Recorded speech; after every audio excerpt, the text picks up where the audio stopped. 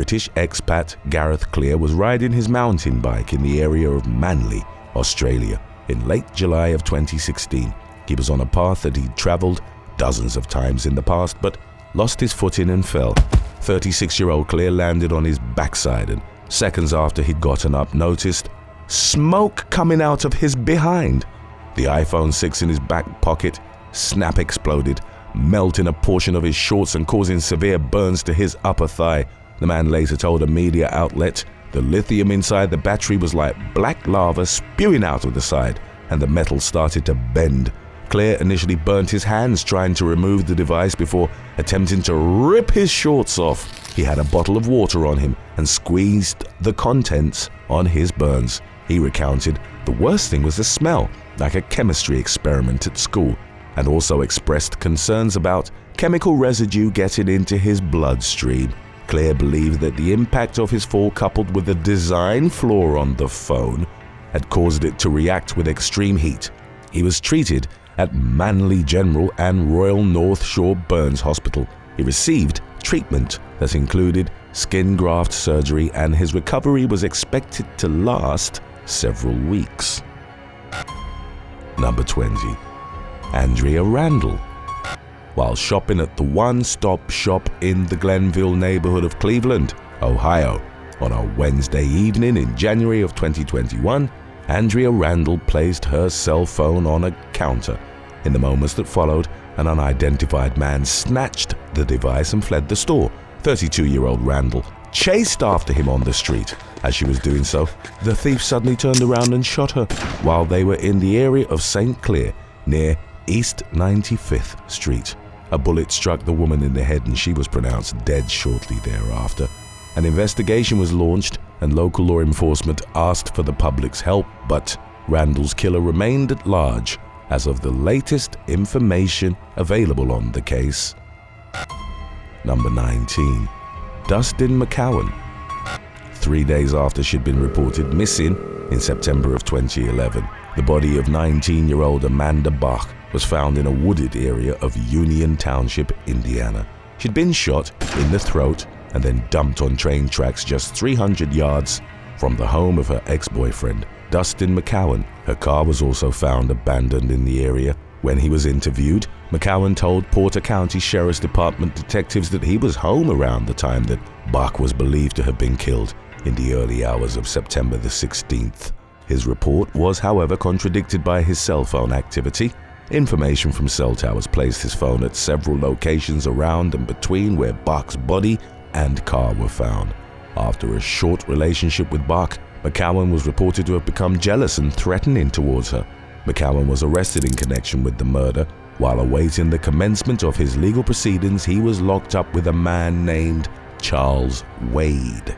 The latter subsequently testified that McCowan was concerned about police discovering blood and gunpowder evidence in connection with Bach's death. The murder weapon was never found, and no DNA evidence tied McCowan to the crime scene. But the cell phone evidence was sufficient to secure his murder conviction. Bach's mother told McCowan during sentencing, "I will not let you get the best of me, Dustin. I will not. You can't even look at me, can you?"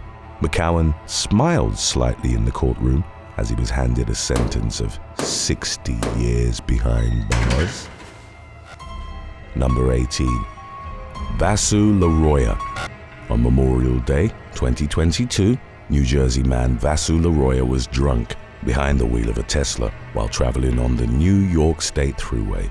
24-year-old LaRoya was operating the vehicle at speeds of over 150 miles per hour and recording a Snapchat video on his cell phone when he smashed into the back of a Honda Civic. The vehicle, driven by 22-year-old aspiring teacher Katie Fisher, was flung into a guardrail and burst into flames. LaRoya survived and was taken into custody. He made several statements to law enforcement that were later proven to be lies or omissions. The young man falsely claimed that the Tesla was on autopilot, that he was only going about 70 miles per hour, and that he'd only had a Mai Tai, omitting that he'd had 2 Long Island iced teas in quick succession. He also lied about Fisher brake-checking him. Describing the circumstances of her daughter's death, Fisher's mother addressed LaRoya to say her body was internally exploded. Her gas tank was a quarter-mile down the road, and you play the victim? On July the 6th of 2022, the lawyer was indicted on charges of murder, manslaughter, reckless endangerment, driving while intoxicated, and reckless driving. He eventually reached a plea deal admitting one count of aggravated vehicular homicide, and in January of 2024, he was sentenced to 8 to 25 years in prison. Number 17. Rocky Genero. On March the 12th of 2015, Canadian man Rocky Genero argued with Michael James Robertson at the former's home on the corner of Avenue I South and 18th Street in Saskatoon. The incident unfolded during the course of what was reported as a drug-fueled party. As they fought in the bedroom over a cell phone, Robertson, who was at the time in his mid-20s, stabbed Genero with a 24-inch knife. The victim later died in a hospital. A woman at the scene, subsequently identified as Nicole Paddy, threatened the other revelers, "You better not tell anyone or say anything," before she fled with Robertson. They were both arrested a little over a month later. Given that Genero was still alive when they left the home, Paddy's initial charge of accessory after the fact to second-degree murder was amended to accessory after the fact to aggravated assault. She pleaded guilty and in 2016 was credited for the 15 months she'd served, followed by 9 months probation.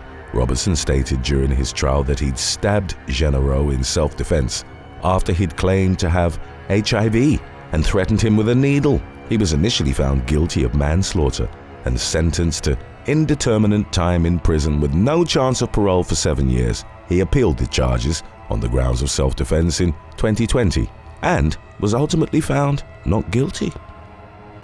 In November of 2019, British woman Levi Ogden was out for dinner and drinks in Halifax, West Yorkshire, with her boyfriend, Lloyd Birkby, as well as some friends when a domestic dispute broke out and eventually turned deadly. It was reported that while the couple were on their way back to their shared Elland residence, they got into a particularly contentious argument. At one point during the row, Birkby ragefully hurled his cell phone at Ogden, striking her in the neck with it. The 26-year-old woman was consequently knocked unconscious and then rushed to the hospital. Shortly thereafter, the mother of two was pronounced dead. In the shocking incident's aftermath, a medical examiner determined Ogden's cause of death to have been cardiac arrest, induced by the brain hemorrhage that the impact of the cell phone had caused. Although the circumstances of Ogden's demise proved unexpected to many, West Yorkshire police were well aware of the tensions that existed between her and her partner leading up to the incident. Officers had been dispatched to the couple's home on roughly 20 previous domestic violence calls prior to the fateful November altercation. Birkby was arrested and charged with his girlfriend's murder, which he denied, instead admitting manslaughter. Following a trial at Leeds Crown Court in April of 2020, he was jailed for 5 years. Number 8. Arrayas Mercado Rios. 34-year-old Arrayas Mercado Rios accompanied her friends for a day out on a yacht at Isla Palomino, a popular uninhabited island in eastern Puerto Rico, on August the 18th of 2019. That night, the group returned to the pier at Villa Marina Boulevard in Fajardo, where Rios came upon a cell phone that had been left behind in a bathroom. She decided to keep it inside their yacht until its owner showed up to retrieve it. However, when Jensen Medina Cardona did ultimately return to the dock in search of his misplaced device, an argument erupted between him and Rios. He reportedly accused the woman of intending to steal the lost item, warning her that she had no idea who she was getting involved with. In a rage, Medina Cardona pulled out a firearm and gunned Rios down before fleeing the scene with his female companion. The man was eventually tracked down and taken into police custody, whereupon he was charged with first-degree murder, as well as 2 weapons violations in connection to the deadly incident. In October of 2021, Fajardo Superior Court Judge Gemma Gonzalez Rodriguez found Medina Cardona guilty on all counts, and he was consequently sentenced to an aggregate total of 129 years in prison. Number 7. Joshua Burwell. An Indiana man fell to his death off of the Sunset Cliffs in San Diego while looking down at his cell phone on Christmas Day 2015. The county medical examiner's office revealed that 33-year-old Joshua Burwell A father of one had gone to the popular ocean viewing site in search of a sunset to photograph. Distracted by his electronic device, Burwell slipped and plummeted 40 feet onto the rocks below the beach cliff. 3 witnesses climbed down and administered the man CPR, but their rescue efforts proved fruitless. In the aftermath, San Diego lifeguard Bill Bender told reporters that people should be aware of their surroundings when visiting the cliffs, saying, "Just like driving and using a cell phone, you don't want to be walking and using a cell phone." Number 6. Anna Satian. On November the 8th of 2014, New Jersey resident Anna Satian was visiting a friend's house on 3rd Street in Newark when she was suddenly accosted by a group of armed muggers. The assailants reportedly snatched the woman's cell phone, shot her, then fled the scene. The 22-year-old mother of 2 was taken to University Hospital where she succumbed to her injuries the following day. Newark authorities ultimately identified 4 suspects involved in the fatal cell phone robbery. Masai Labu and Lauren Watley, both in their 20s, were arrested in late 2014, while their 2 accomplices, Mumit Marrow and Perry Howard, were taken into custody during the first couple of months of the following year. In May of 2015, all 4 were indicted on murder, felony murder, robbery, and weapons charges in connection to Satian's slaying. As of the case's latest available updates, at least 2 of the defendants had entered not guilty pleas. Number 5. Robert Bursick. Just after 12 p.m. on February the 27th of 2018, a deadly accident occurred in the eastbound lanes of Highway 36 in Lake Elmo, Minnesota. The vehicle, being operated by Wisconsin man Robert Bursick, violently crashed into a semi-truck. The resulting collision was so severe that Minnesota state troopers who responded to the scene couldn't determine the make or model of 54-year-old Bursick's car. The motorist was killed and the driver of the semi, identified as 28-year-old Samuel Hicks, subsequently turned himself in at the Washington County Jail after a warrant was issued for his arrest. Reports surfaced in the incident's aftermath which detailed how Hicks had admitted to being distracted by his cell phone in the moments leading up to the fatal crash. As investigators confirmed using the semi's dash cam, the truck driver was looking at his mobile device for 8 seconds before he slammed into Bursick at 63 miles per hour. The man, who expressed remorse for his reckless actions, revealed he'd been perusing potential houses for sale prior to the collision. In court, Hicks addressed Bursick's family directly, saying, "From the bottom of my heart, I'd really like to say that I'm sorry and I wished it had never happened." As part of a plea agreement, he was ultimately sentenced to 1 year in jail, followed by 10 years of supervised release. He also had his commercial driving privileges revoked and was ordered to participate in anti-distracted driving campaigns with the Minnesota State Patrol. Number 4. Roger Myro. At about 9:30 p.m. on July the 30th of 2013, a woman contacted the police to report that her husband, 56-year-old Roger Myro, had gone missing. A neighbor at the Myros' apartment complex in the Chicago suburb of Palatine told investigators that he'd seen the man about 3 hours earlier when he stopped by to ask for a key to the trash room located in a lower-level parking garage. Roger had told the other resident that he was going to search for his lost cell phone, which he believed might have fallen down the garbage chute in his hallway and ended up in the trash compactor. Officers subsequently went to the trash room where they found a ladder propped up against the side of the large industrial compactor. Inside the machine, they found Roger's lifeless body, which had obvious signs of trauma. The police concluded that there was no evidence of foul play in connection to Roger's death, which was labeled a tragic accident precipitated by a man intent on retrieving his misplaced phone. Number 3. Felon Smith. Chicago woman Felon Smith dropped her cell phone onto the railway tracks while waiting for a midday train at the 69th Street Red Line platform on June the 27th of 2019. Although the 37-year-old woman was repeatedly warned to stay off the tracks, she decided to climb down to retrieve her fallen device anyway. Smith had trouble getting back up onto the platform, however, and soon found herself staring down an oncoming northbound train. She was struck by the locomotive in front of several horrified witnesses. Emergency medical personnel were called to the scene, but Smith's injuries proved too severe and she was pronounced dead. The Chicago Transit Authority subsequently launched a full-scale investigation into the incident. City officials ultimately determined that the operator of the train that collided with Smith had violated CTA guidelines, including attention to duty and safe train operations, by diverting his eyes away from the tracks for more than 20 seconds, as was captured by surveillance footage. The operator was consequently fired, and Smith's family filed a civil lawsuit against the CTA and its former security company. The family's attorneys alleged that the security guard on duty that day had failed to provide any assistance whatsoever, despite their close proximity to the victim and knowledge that she was in need of assistance. Number 2. 2008 Chatsworth train accident.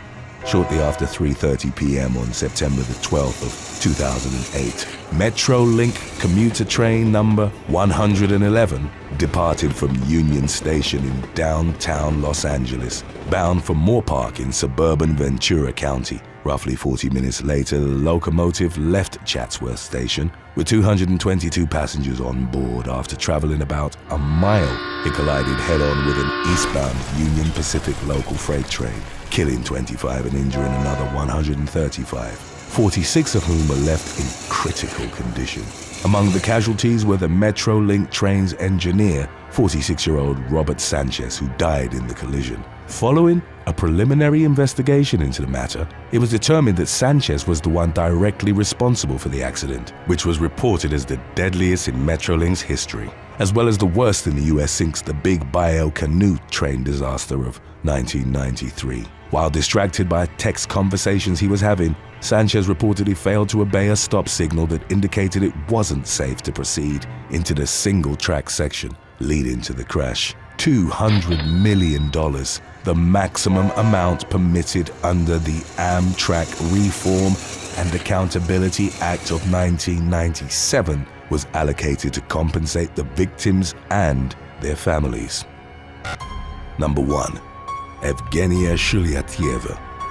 In September of 2019, reports surfaced regarding the death of a 26-year-old Russian accountant who dropped her cell phone while having a bath at her home in Kirovo-Chepetsk, approximately 500 miles from Moscow. The electronic device reportedly slipped out of Evgenia Shulyatieva's hands while it was charging. Investigators later indicated that she was killed almost instantly by way of electrocution after the phone landed in the water with her. When Shulyatieva's 53-year-old mother Vera couldn't get a hold of her, she rushed to her daughter's apartment, where she came upon the horrifying bathroom scene. In the wake of the incident, it emerged that Shulyatieva was the 8th documented Russian in a span of 12 months to have been killed after dropping a charging cell phone into the bath, despite repeated government warnings. Number 8. Unnamed New Jersey woman. In June of 2017, a woman was distracted by her cell phone and fell through open doors in the sidewalk on a street in Plainfield, New Jersey. As shown by surveillance footage that was widely circulated online, the unnamed 67-year-old woman was looking at her phone while walking down Somerset Street towards one of 2 basement access doors. According to the police, they'd been left open due to a gas line repair that was being performed in the area. The woman ran into the door, then fell over it nearly 6.5 feet into the basement. She was helped by workers and subsequently taken to the hospital, but her injuries were reported as non-life-threatening. Her son, who also chose to remain nameless, told a media outlet that the woman was legally blind and a diabetic. He reported feeling fortunate that she hadn't been killed in the fall, while also mentioning that she'd been feeling ill and had briefly checked the time on her phone prior to plummeting through the opening. Number 7. Rianne Mayfield.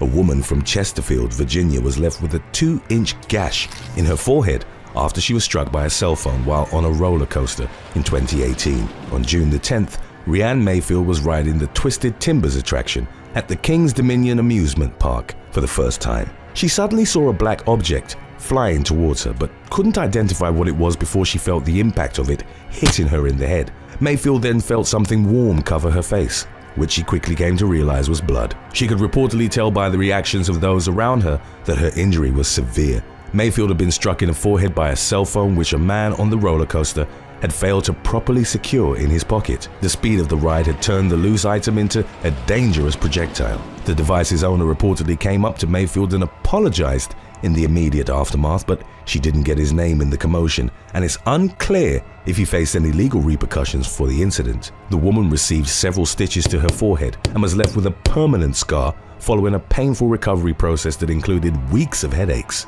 A spokeswoman for the amusement park claimed that there were signs in place informing prospective riders that all loose articles must be fully secured at all times or stored. Mayfield was subsequently reimbursed for her season pass to the park, and new signs were placed in front of the Twisted Timbers stating that absolutely no cell phones were permitted on it. Number 6. Rosemary Ann Charsky. The Washington County Sheriff's Office in Oregon told a media outlet that their first shooting call of 2020 had come only minutes into the new decade at 12:06 a.m. Rosemary Ann Charsky of Bethany was subsequently taken into custody for shooting into her neighbor's bedroom. The 35-year-old woman, who was seen smiling in one of her processing photos, had reportedly accidentally discharged a handgun into her smartphone. The bullet cut clean through the device, rendering it inoperable, and then through Ann Charsky's wall before ending up in her neighbor's apartment. Fortunately, no one was hurt, as the room was empty at the time. Ann Charsky's bail was set at $1,000 after she was charged with recklessly endangering and unlawful use of a weapon. It's unclear what she'd been doing leading up to the shooting, but based on the bullet's trajectory, deputies believed she'd been holding the cell phone in a selfie-like position. The authorities also suspected intoxicants had been a factor in the incident. Number 5. Natasha Boggs. On May the 28th of 2017, an Ohio woman who was allegedly distracted while driving plowed into 3 teenagers after losing control of her car. 24-year-old Natasha Boggs, whose son was in the back seat of her 1999 Ford Escort, drifted over the fog line on South Main Street in Coventry Township. She struck the teenagers, who were reportedly walking along the stretch of the road which didn't have sidewalks. Amber Toma of Coventry Township and Taylor Galloway of Akron were both killed in a crash, while a teenage boy suffered broken bones and severe head injuries. Boggs tried to help them in the immediate aftermath. According to prosecutors, she later returned to her car and began deleting text messages off her cell phone. The case against her was largely built around the idea that she'd been texting and driving. While the evidence didn't directly confirm that accusation, it was clear that she'd sent and received texts prior to the 911 call she'd placed. Boggs denied texting behind the wheel and claimed that she'd actually been distracted by her son. While booked at the Summit County Jail, however, she told her mother that she might have fallen asleep. The woman had taken prescribed methadone earlier in the day, but investigators reported that she hadn't been under the influence. Boggs eventually pleaded guilty in March of 2018 to 2 counts of involuntary manslaughter, 1 count of vehicular assault, and 1 count of attempted tampering with evidence. She was sentenced to 6 years in prison. Number 4.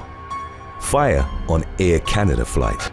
In 2018, a passenger's phone caught fire while it was charging on an Air Canada flight from Toronto to Vancouver. The aircraft had not yet taken off from Pearson International Airport when the incident occurred. Passengers at the front saw black smoke rising from a few rows back, and before long, a number of people on the aircraft began screaming and jumping out of their seats. Talking to CTV Toronto, passenger Brandon Scott described the fire as a small campfire-sized flame. The crew was able to put it out while firefighters were called to investigate and clear the scene, ultimately delaying the flight for over 2 hours. The unnamed woman, whose phone had erupted in flames, suffered first-degree burns but was able to walk off the aircraft unassisted. Kathy Boot, another passenger, would report that she'd seen her attempt to stomp out the fire. The make and model of the cell phone wasn't specified, but the incident is believed to have been sparked by manufacturing defects in its lithium-ion battery.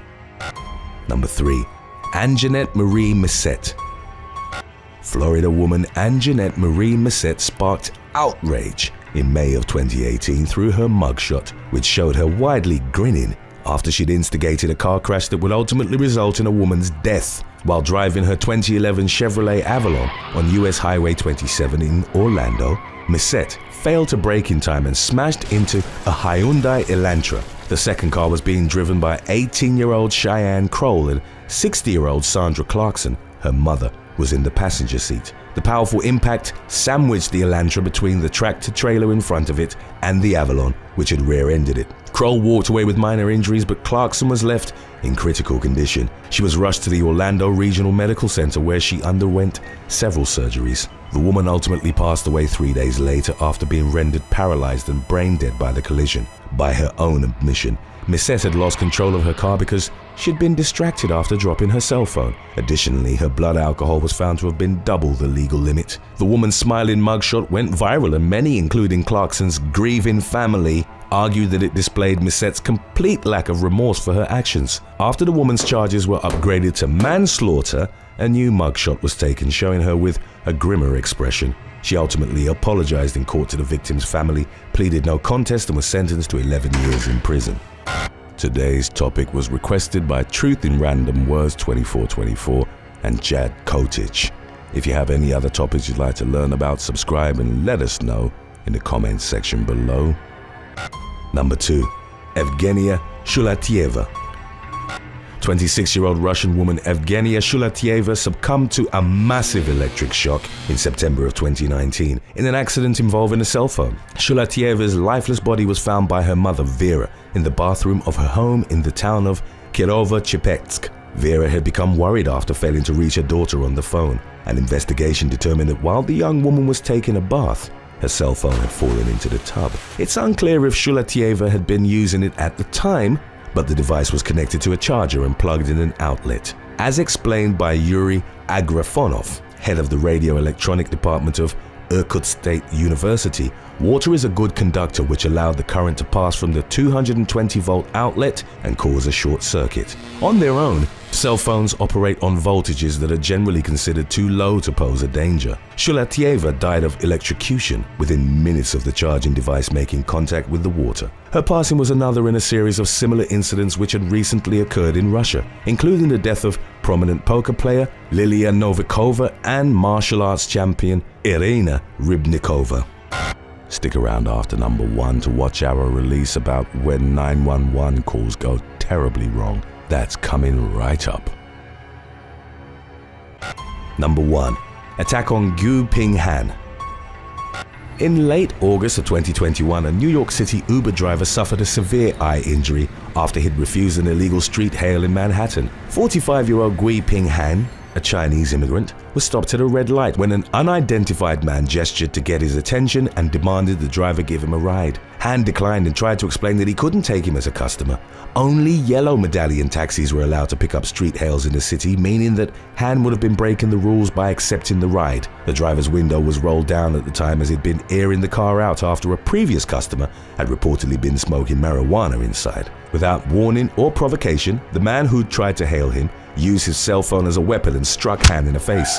The device's edge severely damaged Han's right eye, causing him to suffer a detached retina. The driver was a sole provider for his wife and son, a 22-year-old student, both of whom were still in China. He was left unable to work. Han went to a hospital where staff reportedly told him that he should have the eye taken out because there was no chance he'd regain his vision. A month after the attack, he still wore a bandage over his eye, which was still swollen. Han remained hopeful and told a media outlet, "If I became disabled, it would put my family in trouble." Dashcam footage from Han's car, which was released by the authorities, remained the main form of evidence towards identifying the masked suspect, but according to updates on the matter, no arrests had been made. Shortly before 5 p.m. on January the 1st of 2019, gunshots were heard from a family home in Melbourne, Florida. As the incident unfolded, Mona Stillwell was on a phone call with 911 emergency services. The woman had recently moved in with her parents after experiencing marital problems. During the 911 call, she was screaming in terror while struggling to tell the operator that her husband was trying to shoot her and her parents. William had shown up to a garden party at the address armed with a 9mm pistol. The operator attempted to find out more details about the situation, but Mona kept screaming at her husband, pleading for him to spare their twin children. The operator could hear the twins crying in the background. At some point during the call, multiple gunshots could be heard, and the operator sent the police to the scene. A neighbor of the Stillwells also called 911 to alert the authorities about the horrific scene that was taking place in the family's backyard. When they arrived at the address, officers found Mona and her parents with gunshot injuries. While the children had escaped the home and had run to a neighbor's home, William was arrested on charges of felony attempted murder, armed burglary, child abuse, and concealing a firearm. He told the police that he'd become enraged upon finding a video on his wife's phone of her and his best friend having intercourse. Mona, her mother, and father were transported to the hospital in stable condition and were treated for their gunshot wounds. Number 7. Adrienne Murray.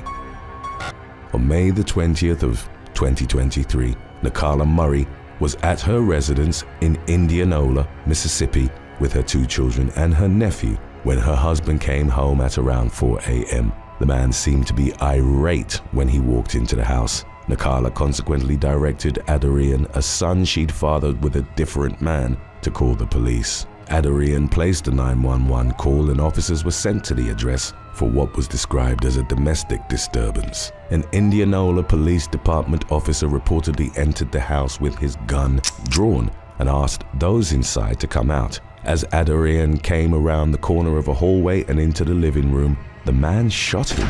The victim was left in critical condition and he was taken to the University of Mississippi Medical Center in Jackson, where he was placed on a ventilator and given a chest tube. Adrienne survived the shooting with a collapsed lung, fractured ribs, and a lacerated liver. Following the incident, the officer who shot him was placed on paid administrative leave until June the 15th, when he was suspended by city officials. After the shooting, Adrienne and his mother filed a lawsuit in federal court against the officer, the city of Indianola, its police chief, and 5 other police officers alleging negligence and excessive force. A family lawyer argued that the sheer difference in height meant that Adrienne could not have been confused with the man for whom the police had been called. The family requested $5 million in compensation. Updates indicated that the mayor of Indianola had told the family that the city doesn't have $5 million in the bank and the matter had yet to have been resolved.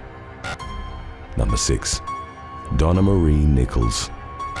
50-year-old Donna Marie Nichols went to a Hardee's fast food restaurant in Rockwood, Tennessee, and bought a hamburger on March the 28th of 2012. Shortly after taking a bite from the sandwich, the woman called 911. She told the operator that her food was no good. According to a transcript of the call, Nichols claimed to have recently been released from the hospital and that she'd worked for 7 hours just to purchase the hamburger, which she described as nasty. She then called the emergency services a second time to complain about her food, and a police officer was dispatched to her location. During her face-to-face interaction with the cop, Nichols revealed that she'd called Hardee's prior to alerting the police and an employee had asked her to come back for a refund. Nichols was arrested for abuse of the 911 system and booked into the county jail with her bail set at $1,500. Number 5. Brandon Cole. On August the 5th of 2023, a Colorado resident called 911 to report a domestic violence incident happening in his Denver neighborhood. Officers were dispatched to 36-year-old Brandon Cole's home, where he lived with his wife and his teenage son. One of Cole's neighbors had told the emergency services operator that the man may have pushed his wife out of a wheelchair and that it was possible he was intoxicated. When officers arrived at the scene, they found the man in the street and his wife lying on the ground next to her wheelchair. The woman asked the police not to pull guns on her husband. Cole reportedly seemed agitated as 2 officers started talking to him and he refused to put his hands up. He was reported to have concealed one of his hands behind his back while holding an unidentified object. Cole then moved towards one of the officers, who shot him with a taser that failed to connect, as both of the electrified nodes were required to subdue him. A second officer pointed a gun at him and asked the man to stop. 36-year-old Cole then changed direction and rushed towards her, prompting the officer to fire 2 shots, which connected. Cole collapsed and died at the scene. Following the incident, the police officer reported that she thought the man was armed with a knife, but it turned out he'd only been holding a black marker. An investigation was launched to determine if the officer would face criminal charges. Number 4. Tyree Sampson. Missouri teenager Tyree Sampson was visiting Central Florida on a football program trip on March the 24th of 2022 along with a friend and their family. At around 11 p.m., Sampson got on the free-fall ride at Orlando's Icon theme park after being refused by the operators of other attractions for being too large to ride safely. He was reported as being 340 pounds on a 6'5" frame at the time. Before the ride had begun, Sampson was concerned about the safety harness not being locked in properly. He reportedly told the friend seated next to him, "I don't know, man. If I don't make it down safely, can you please tell my mama and daddy that I love them?" The machine then took the gondola holding Sampson and his companions more than 400 feet up in the air before releasing it in a free fall. As the ride reached approximately 100 feet above the ground, the machine braked for about 10 seconds. The teenager slipped out of his harness and fell out of his seat, smashing into the ground in front of horrified park goers. Distraught visitors were reported to have started screaming, and a woman placed a 911 call that would reveal the circumstances surrounding the accident. She told the operator that the seat belt hadn't been properly secured on the teen when the ride started. She also asked for help, claiming that Sampson was still breathing as he lay on the ground, but that he wasn't responsive and that his arms and legs appeared to be broken. The woman later informed the operator that no one was able to perform CPR on the teenager because he'd fallen on his stomach and he was too heavy to be shifted onto his back. Sampson did not survive the fall and succumbed to his injuries moments later. Following the incident, investigative efforts revealed the teenager's harness had been adjusted to allow a larger gap than normal, and that the weight limit stated in the ride's safety manual was 287 pounds. Sampson's family filed a lawsuit in state court against a number of defendants associated with the ride. Updates from the spring of 2023 indicated that the attraction had been torn down and an unspecified settlement had been reached with Sampson's family. Number 3. Tianis Jones. On May the 20th of 2022, Tianis Jones drove to a McDonald's in Lakeland, Florida, to pick up an order that she'd previously placed online. The pregnant woman was handed her bag and discovered that the fast food chain employees had made a mistake with her order. She was directed to a different window to have her order redone. 22-year-old Jones became enraged, parked her car, and went inside the restaurant. She grew increasingly displeased. In spite of workers' offers to fix the issue and refund her, Jones went as far as to call 911 to complain that McDonald's had gotten her order wrong. In the moments that followed, she began assaulting the staff, throwing cups and other objects at them before walking behind the counter. Prior to leaving the restaurant, Jones exposed her belly to the staff and began twerking at them. The woman's sister and mother had tried to get her to calm down and remained behind to talk with responding police officers. Following the incident, Jones was arrested on charges of burglary with assault, disorderly conduct, and criminal mischief. Commenting on the incident, Polk County Sheriff Grady Judd would later tell the media that Jones had created a McMess and acted like a McNut, adding that she ended up a McBurglar. Today's topic was requested by Instagram follower Manny Pang. If you have any other topics you'd like to learn about, subscribe and let us know in the comments section below, or follow us on Instagram and reach out to us there. Number 2. Saloni Ketapal. On February the 13th of 2020, the emergency services in Ohio received a call from 36-year-old Saloni Ketapal. The woman complained to the operator that her parents had stopped paying for her cell phone plan. Ketapal was informed that her situation was not considered an emergency and asked to refrain from making further contact on the matter. Several hours later, the woman called 911 again, became belligerent, and insisted that her reason for calling was legitimate. She kept making calls to the regional emergency dispatch center, demanding a police response for her issue. Massillon officers were sent to her location, and Ketapal was arrested and charged with disrupting public services, considered to be a fourth-degree felony. The woman was taken to jail with her bond set at $2,500. We have our closely related release about when being an emergency worker goes wrong lined up for you right after number 1. Stay tuned if you'd also like to watch that one. Number 1. Christian Glass. On June the 10th of 2022, Christian Glass called 911 for help after the SUV he was driving broke down in the mountain town of Silver Plume, Colorado, and had become stuck on a dirt road. During his emergency call, the man told the operator that he believed he was being followed and showed signs of paranoia, hallucinations, and experiencing a mental health crisis. The 22-year-old told the operator, "If I got out of the car, I might be in danger," adding that he loved her being on the line with him while he was frightened. Police officers were sent to his location and approached his SUV asking Glass to step out. The 22-year-old refused to leave his vehicle, saying he was terrified. Officers tried to negotiate for roughly an hour with the young man before they decided to breach the car. After smashing the windows, they peppered Glass with beanbag rounds and tasered him. During the chaos, the 22-year-old reached for a knife and allegedly attempted to stab an officer with it through a broken window. He was then shot 5 times by Clear County Deputy Andrew Buin, with a bullet striking his lungs, liver, and spine. Glass, who was heard repeatedly shouting, "Lord, hear me," during the shooting, died at the scene.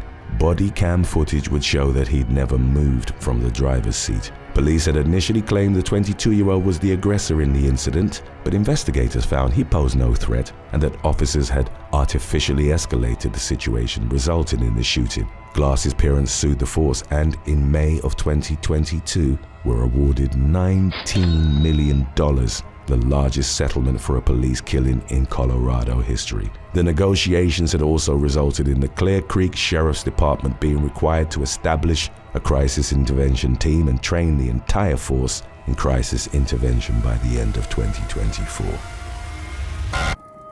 Thanks for watching.